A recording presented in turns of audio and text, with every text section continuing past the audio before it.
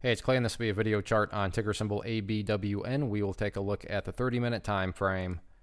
Real quick, what do I mean by 30-minute in case maybe you're new to charts? Instead of each one of these candlesticks here representing 1 day's worth of price action, which is what you would normally see, each one represents 30 minutes. So while this here may look like several days worth of time, it's actually today's price action broken down into 30-minute time slices. I like to this time frame. I think it's a good job of telling the quote-unquote story of the price, and then makes mapping out levels of support and resistance a bit easier to see. Been doing this analysis on a very routine basis. Did it on Friday. And now it's looking like the chart could very well be just going back to what it was doing in the past. And let's just kind of give a little bit of history here before that big bounce. And essentially all it did was make movements like this. Downwards move, and then sideways. Downwards move, sideways. Downwards move, sideways. Downwards move, sideways. We'll do it one more time. Downwards move, sideways, downwards move, and then, yeah, you got this little dead cat bounce right here. So just keep in mind that's how it's traded in the past. And then we had the dead cat bounce, which, has been already broken down as far as the chart is concerned.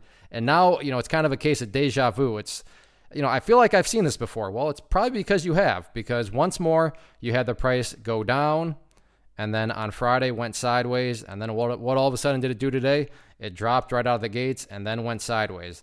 Now, I really wish trading was this easy, and I wish I could say that because it's acted like this, it is for sure going to do that in the future. There is no such thing as a for sure, because that would imply guarantees, and there's just no such thing as a guarantee in the market. But would it be shocking tomorrow to see some sort of downwards move and then sideways?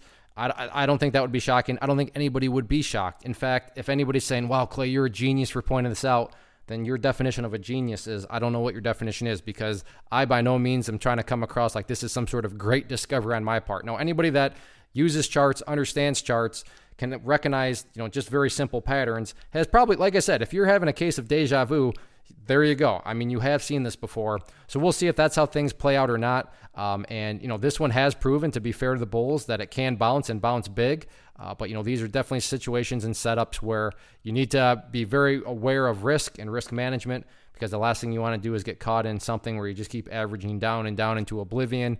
So, if you can't honor a stop loss, if you can't,